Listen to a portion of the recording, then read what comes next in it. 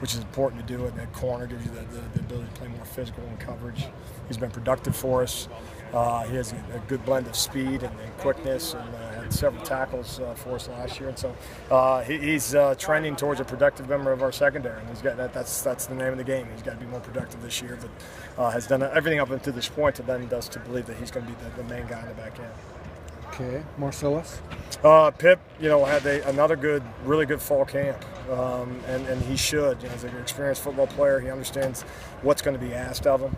He has a unique quickness about him, and so same thing. He's positioned himself to have his best year as a senior. How do you see the depth at corner? Between those two, Marcus Strong has shown well. Been pleased with Marcus overall. He's certainly in the mix. For game reps, and we make those decisions really Thursday before the game in terms of what kind of rotations. We'd like to rotate everybody, at every position. But I bring up Marcus's name as a guy that will see significant reps. George Hicks is a true freshman, will play for us and rotate at a corner spot as well. And we need to get him on the field. He's earned the right to play as a freshman. So I've been pleased there. And there's some other young guys that we may see at some point in time, but as you go through a two deep, that's kind of how it sits right now. Those four. Okay, at safety, Robert. Robert Taylor, understanding of our defense. When you have experience as a whatever it was, 12-game starter a year ago, he looks like it, and it's supposed to look like it. Communication-wise, both between him and his opposite safety and Jalen, communicating to the linebackers, understanding what we're going to ask him to do both in the run game and coverage. So has had a good fall camp, playing fast. So nice having experience back there. Jalen?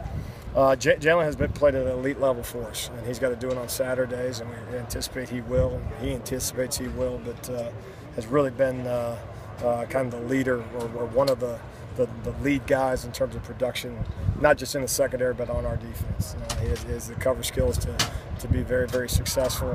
He has the experience from a year ago as a true freshman, and in terms of what he can be, the sky's the limit.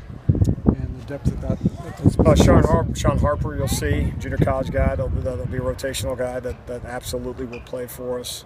Who else is back there? Deion Singleton's getting some reps. That's fighting to get into the rotation. Skylar Thomas is another redshirt freshman that's battling to get in the rotation. It's kind of in the 2 deep / 3 deep. So, still analyzing. If you take a 1 out of the game, that 2 better be ready. And so we got one more week to kind of define what that is and what that means in those spots. Okay. Overall assessment of your group? Been pleased, and what you want to see every single year.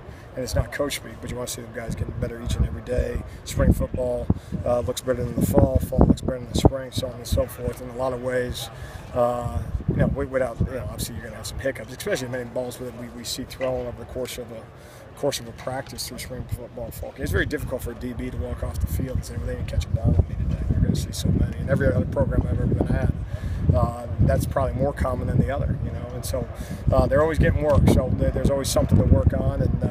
But from a technique standpoint, been very, very pleased. It's the most productive offseason in terms of hands-on footballs, interceptions, and being felt defensively in terms of getting hands-on footballs than I've probably ever been around. So they got to do it when it's real. It must feel like night and day from your first. Without question, and the credits to them to make it feel that way. Just being a year older or a year of more experience doesn't magically make you better. It doesn't magically, as a coach, make you feel better.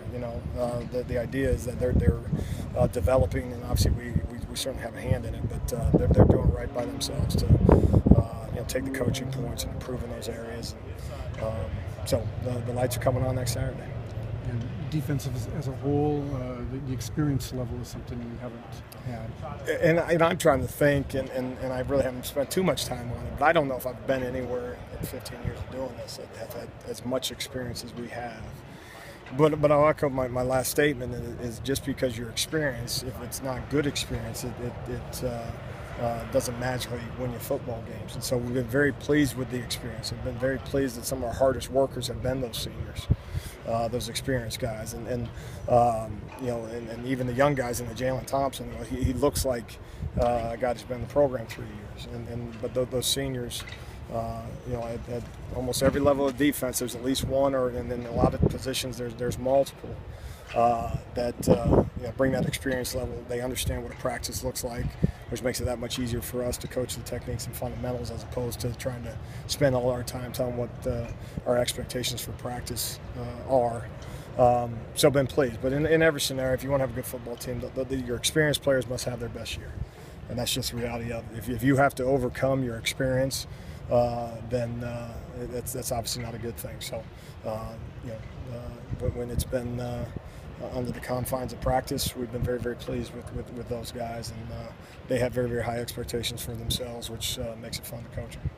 Concerned about, say, nose tackle depth? No, not necessarily. You know, where our concern lies is you know, simply in that is making sure that at all levels of our defense that we're performing at a high level. I mean, you know, between Daniel Akawale and you got Garrett McBroom, and even, you know, Comfort behind them, I think all those guys are going to have their best year, and they've so far have done that. Now we got to get more production out of the nose spot. When you get more production out of our defensive front as a whole, we've been disruptive, but we haven't been productive. You know, and that's simply saying, okay, what's the standard? I'm not saying we haven't had any production, but what's the standard for the position? And with what we do defensively and allowing those guys to play in the gaps and to penetrate defense, we don't ask them to play in the lineman. We don't ask them to sit on the line of scrimmage so other people can have production. This defense only works if those guys up front are making plays in the backfield. And certainly we've made some. We just have to make more. You guys are going to see another running quarterback next week in Montana State. Those have given you guys some trouble over the years. Did you change the approach when it comes to a dual threat guy, or is it more just executing when it comes down? Well, I think it's executing. I mean, there's not a defense that we have that doesn't, you know, isn't conscious of a quarterback or you know, the threat of that individual running. I mean, like anything, you got to try to take away their best players. And sometimes that mobile quarterback might not be their best player, but you know, you're making calls to help out at another position, and then that mobile quarterback can obviously hurt you. But as much as anything, we got to execute. You know, we got to make sure we're making tackles. We got to make sure that we're playing physical, and obviously you got to have eyes on him. There's no doubt he has a you know, great speed that he possesses, and ability to hurt you with your feet. So you better know where he's at. Yeah. What are you looking for from your secondary when you're facing a team that's predicated on running the ball and the option for you guys kind of staying disciplined and avoiding that deep play action pass? Well, they do a number of things on film as you watch Montana State. So, you know, what you can't do is you got to have 11 guys rallying to the football once the football kind of defines where the football is, and, you know, both in the run game and in the pass game. But obviously the back ends, pass first defenders, you know, all day, every day. I mean, you have to be. Certainly we include our safeties in the run game like most teams do nowadays with the type of offenses that we face. And so they're in some run-pass conflict and just have to have discipline with their eyes in that. But no, the easiest way to get beat is let someone run by you coverage-wise. You know, you let the receiver get loose behind you. It takes one play to travel a long distance, as opposed to you know, as long as you're keeping the ball in front of you type of stuff. So in any event, no, they got to be disciplined and execute their responsibilities with a pass-first mindset.